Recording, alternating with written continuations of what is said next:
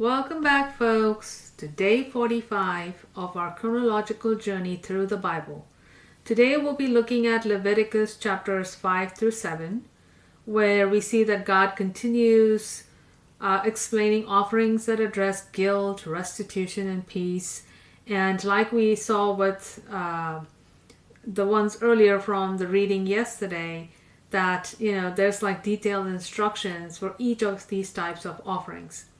And so what really, kind of comes forth out of these detailed instructions is a sense of responsibility on part of the people, but, on part of God. When these offerings are offered up, you see forgiveness. And then in return for that, the people are grateful, right? And so in this whole interaction with these offerings, we see that God desires restored relationships, both with himself and with others.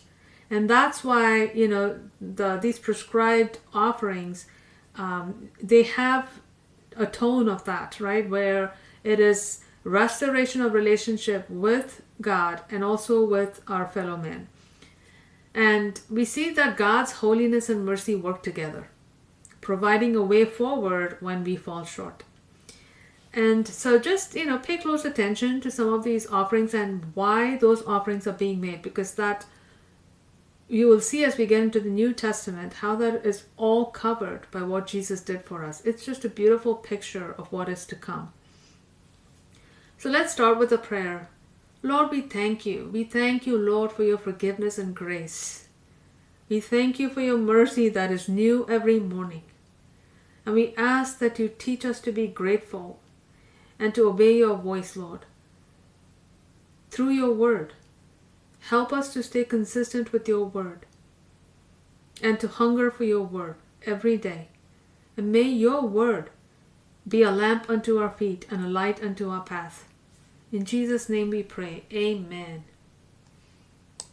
All right, let's continue with chapter 5 of Leviticus.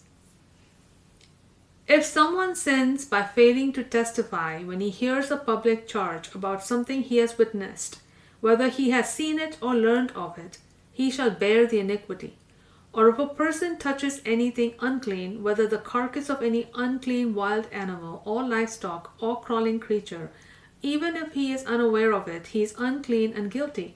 Or if he touches human uncleanness, anything by which one becomes unclean, even if he is unaware of it, when he realizes it, he is guilty. Or if someone swears thoughtlessly with his lips to do anything good or evil, in whatever matter a man may rashly pronounce an oath, even if he is unaware of it, when he realizes it, he is guilty in the matter. If someone incurs guilt in one of these ways, he must confess the sin he has committed, and he must bring his guilt offering to the Lord for the sin he has committed, a female lamb or goat from the flock as a sin offering, and the priest will make atonement for him concerning his sin. If, however, he cannot afford a lamb, he may bring to the Lord as restitution for his sin 2 turtle doves or 2 young pigeons, one as a sin offering and the other as a burnt offering. He is to bring them to the priest, who shall first present the one for the sin offering. He is to twist its head at the front of its neck without severing it. Then he is to sprinkle some of the blood of the sin offering on the side of the altar, while the rest of the blood is drained out at the base of the altar. It is a sin offering. And the priest must prepare the second bird as a burnt offering, according to the ordinance. In this way the priest will make atonement for him for the sin he has committed, and he will be forgiven. But if he cannot afford 2 turtle doves or 2 young pigeons, he may bring 1/10 of an ephah of fine flour, as a sin offering. He must not put olive oil or frankincense on it, because it is a sin offering. He is to bring it to the priest, who shall take a handful from it as a memorial portion and burn it on the altar atop the food offerings to the Lord. It is a sin offering. In this way, the priest will make atonement for him for any of these sins he has committed, and he will be forgiven. The remainder will belong to the priest, like the grain offering. Then the Lord said to Moses, if someone acts unfaithfully and sins unintentionally against any of the Lord's holy things, he must bring his guilt offering to the Lord, an unblemished ram from the flock, of proper value in silver shekels according to the sanctuary shekel. It is a guilt offering. Regarding any holy thing he has harmed, he must make restitution by adding a fifth of its value to it and giving it to the priest, who will make atonement on his behalf with the ram as a guilt offering, and he will be forgiven. If someone sins and violates any of the Lord's commandments, even though he was unaware, he is guilty and shall bear his punishment. He is to bring the priest an unblemished ram of proper value from the flock as a guilt offering. Then the priest will make atonement on his behalf for the wrong he has committed in ignorance, and he will be forgiven. It is a guilt offering. He was certainly guilty before the Lord. Chapter 6. And the Lord said to Moses, if someone sins and acts unfaithfully against the Lord by deceiving his neighbor in regard to a deposit or security entrusted to him or stolen, or if he extorts his neighbor, or finds lost property and lies about it and swears falsely, or if he commits any such sin that a man might commit, once he has sinned and becomes guilty, he must return what he has stolen or taken by extortion, or the deposit entrusted to him, or the lost property he found, or anything else about which he has sworn falsely. He must make restitution in full, add a fifth of the value, and pay it to the owner on the day he acknowledges his guilt. Then he must bring to the priest his guilt offering to the Lord, an unblemished ram of proper value from the flock. In this way the priest will make atonement for him before the Lord, and he will be forgiven for anything he may have done to incur guilt. Then the Lord said to Moses, command Aaron and his sons that this is the law of the burnt offering. The burnt offering is to remain on the hearth of the altar all night, until morning, and the fire must be kept burning on the altar. And the priest shall put on his linen robe and linen undergarments, and he shall remove from the altar the ashes of the burnt offering that the fire has consumed, and place them beside it.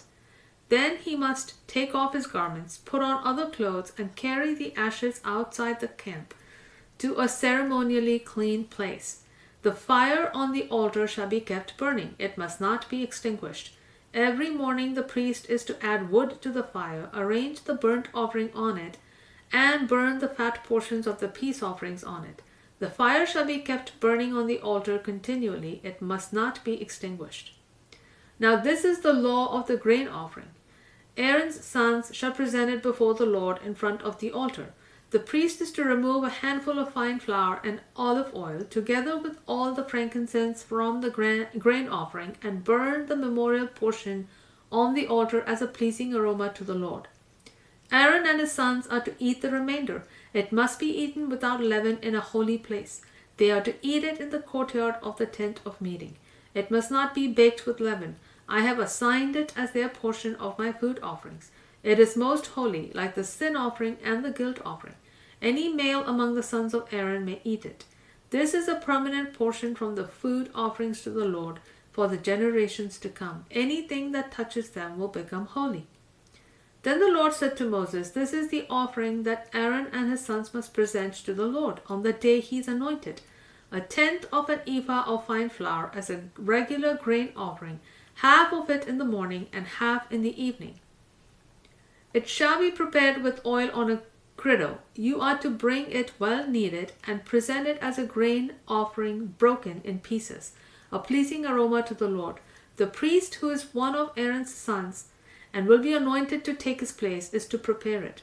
As a permanent portion for the Lord, it must be burned completely. Every grain offering for a priest shall be burned completely. It is not to be eaten.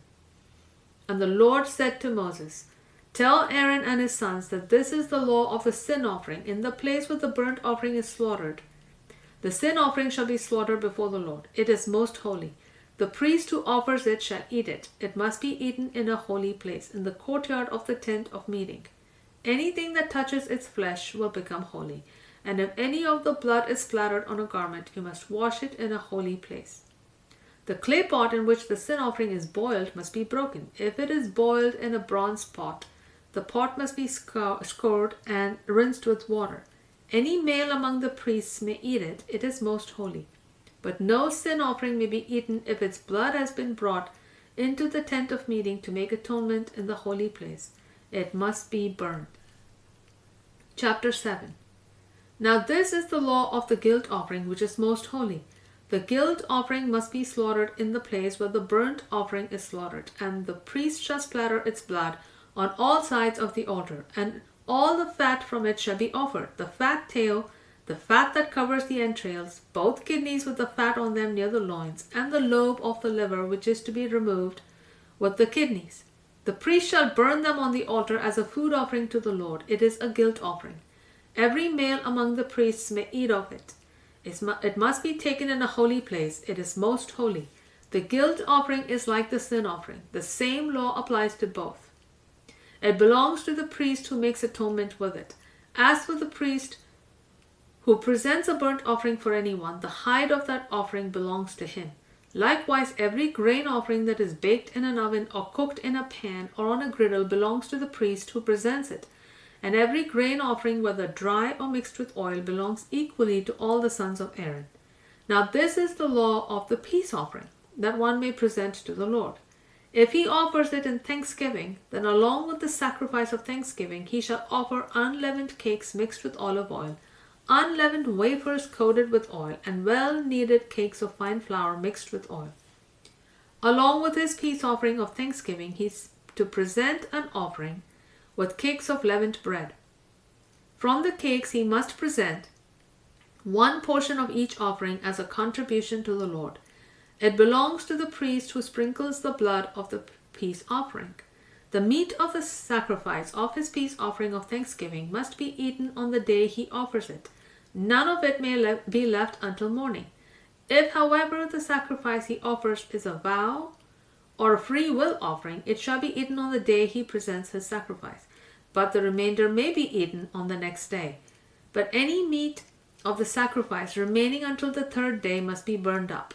If any of the meat from his peace offering is eaten on the third day, it will not be accepted. It will not be credited to the one who presented it. It shall be an abomination, and the one who eats of it shall bear his iniquity. Meat that touches anything unclean must not be eaten. It is to be burned up. As for any other meat, any one who is ceremoniously clean may eat it. But if anyone who is unclean eats meat from the peace offering that belongs to the Lord, that person must be cut off from his people. If one touches anything unclean, whether human uncleanness, an unclean animal, or any unclean detestable thing, and then eats any of the meat of the peace offering that belongs to the Lord, that person must be cut off from his people. Then the Lord said to Moses, "Speak to the Israelites and say, you are not to eat any of the fat of an ox, a sheep, or a goat. The fat of an animal found dead or mauled by wild beasts may be used for any other purpose, but you must not eat it. If anyone eats the fat of an animal from which a food offering may be presented to the Lord, the one who eats it must be cut off from his people. You must not eat the blood of any bird or animal in any of your dwellings. If anyone eats blood, that person must be cut off from his people." Then the Lord said to Moses, "Speak to the Israelites and say, anyone who presents a peace offering to the Lord must bring it as his sacrifice to the Lord. With his own hands he is to bring the food offerings to the Lord.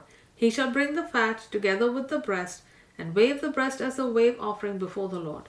The priest is to burn the fat on the altar, but the breast belongs to Aaron and his sons. And you are to give the right thigh to the priest as a contribution from your peace offering. The son of Aaron who presents the blood and fat of the peace offering shall have the right thigh as a portion. I have taken from the sons of Israel the breast of the wave offering and the thigh of the contribution of their peace offerings. And I have given them to Aaron the priest and his sons as a permanent portion from the sons of Israel. This is the portion of the food offerings to the Lord for Aaron and his sons, since the day they were presented to serve the Lord as priests.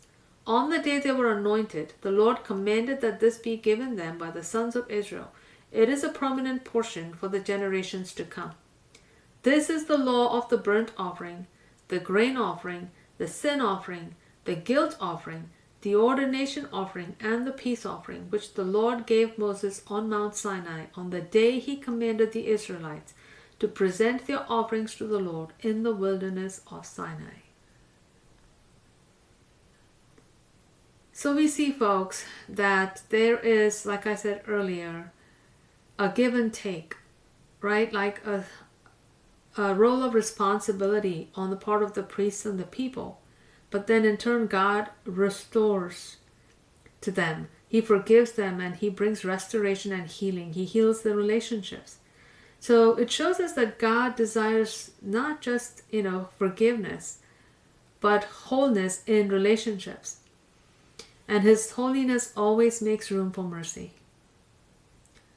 So just think on that. And with that, folks, we'll sign off for today. And we'll see you again tomorrow for day 46. God bless you all.